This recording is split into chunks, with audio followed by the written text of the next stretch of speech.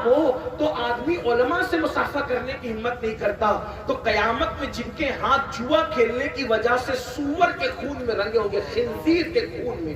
یہ 2 پتی کا گیم جو موبائل پہ لے کے بیٹھے ہو یہ جوا ہے، یہ جنگلی رمی کھیل رہے ہو یہ جوا ہے، یہ شارٹ ٹائم میں جو ایزی منی کمانے کے چکر میں جو موبائل پر گیمز اور جوے آئے ہیں یہ بھی جوا ہے.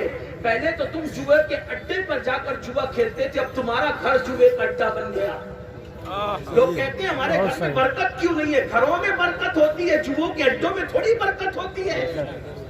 ہمارے گھر میں برکت نہیں، میں کہتا ہوں کہ گھروں میں برکت ہوتی ہے. نچنیوں جہاں پر ناچ ہوتا ہے اس ناچ گھر میں تھوڑی برکت ہوتی ہے.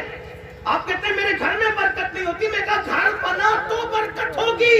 جس گھر میں فلم کے نام پہ زنا دیکھا دکھایا جائے اس زنا کی گندگی کی جگہ برکت کیسے ہو سکتی ہے؟ مسلمان کا جس دن گھر صرف گھر بن جائے، صرف گھر، ہمیں کسی تعویذ کی ضرورت نہیں ہے، کیونکہ شیخ عبدالحق محدث دہلوی کہتے ہیں ہر مومن کے گھر میں رسول اللہ کی روح موجود ہے.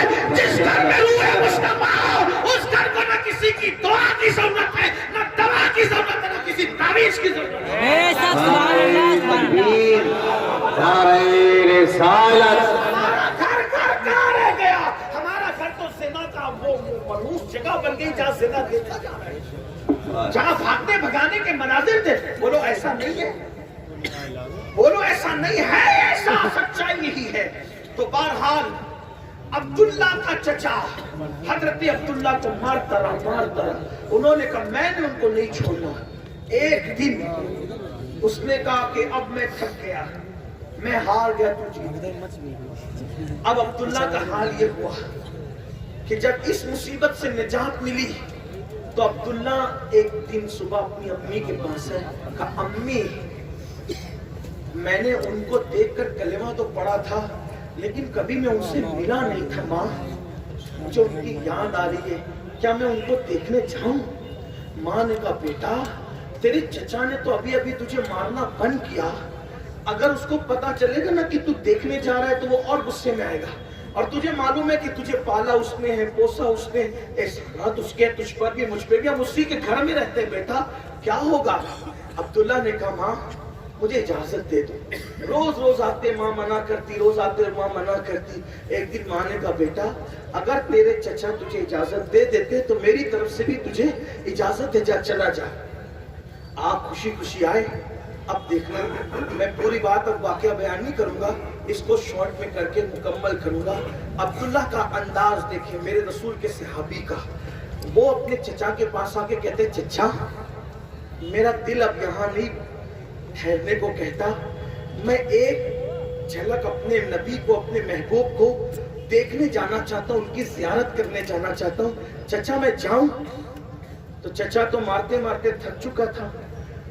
اس نے دھمکی دی کہاں جا لیکن دیکھ کے واپس مت آنا.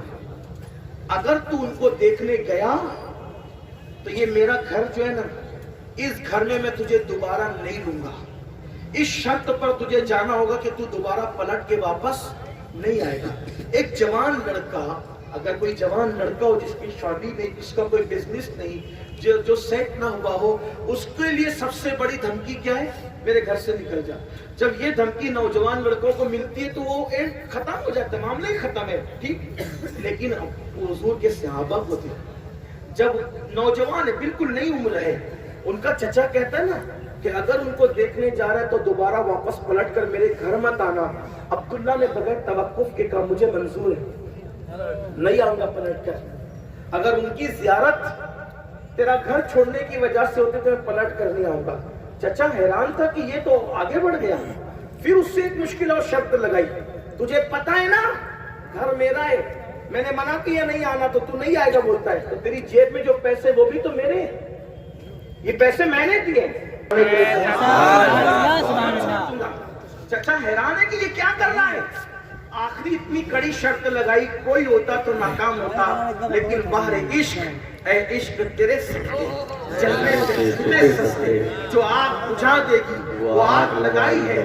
عشق ہوتا کیا ہے، مورا تن من دھن سب پھونک دیا، یہ جان بھی پیارے چلا جانا. عشق ہوتا کیا ہے، گھر چھوڑنے کو کہا چھوڑ دیا، پیسے دینے کو کہا سب دے دیں گے. اچھا محمد سے ملنے جا رہا ہے نا، وہی فدا صلی اللہ علیہ وسلم. یہ کپڑے جو تُو نے پہن رکھے، کپڑے بھی میرے دیے ہوئے. تیرا باپ تو مر گیا تھا جب تو بچہ تھا، میں نے تیری پرورش کی، کپڑے میرے، کپڑے اتار دے. اگر تجھے جانا ہے تو تجھے میرے کپڑے بھی اتار دینا ہے. اگر سیرت کی کتابوں میں، سیرت اصحاب کی کتابوں میں، تاریخ میں یہ بات نہ لکھی ہوتی تو کوئی بیان کرنے کی ہمت نہیں کرتا.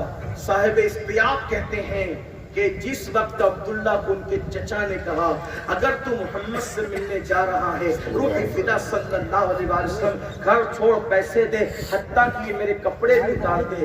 عبداللہ نے کہا اگر کپڑے پھینک کر کے محمد عربی کا دیدار ہوتا ہے تو سودا بڑا سستا ہے. اور انہوں نے کپڑے تک اتار کر کے دے دیے، اپنے سطر کو چھپایا، سطر چھپا کر ماں کے پاس آئے، امی مجھے کپڑے کا انتظام کر دے، اتنی دور مدینے جانا ہے، کیسے جاؤں گا اس حالت میں. ماں نے کہا تو جانتا ہے نا میں غریب ہوں، میں تجھے کپڑے نہیں دے سکتی، البتہ ایک کام کر، تیرے چچا کے آنے سے پہلے یہ میرے 2 دوپٹے ہیں، یہ 2 دوپٹے لے کے جلدی سے بھاگ جا تاکہ تیرا چچا آنے سے پہلے تیرا کام ہو جائے.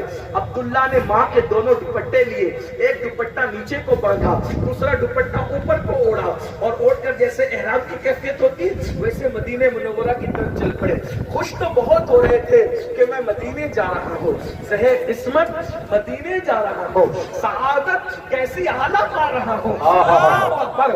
مدینے منورہ ہم چاہتے تو کیسا کیف آتا ہے جب مدینے منورہ میں گنبد خضرا نہیں تھا بلکہ خضرا والا خود زمین کے اوپر جلوگر تھے. اس وقت مدینے جانے کا لطف کیسا ہوتا ہوگا. اللہ اکبر. اس وقت عبداللہ سوچتے میں مدینے منورہ جا رہا ہوں، میں مدینے منورہ جا رہا ہوں. اچانک ایک وسوسہ دماغ میں آیا.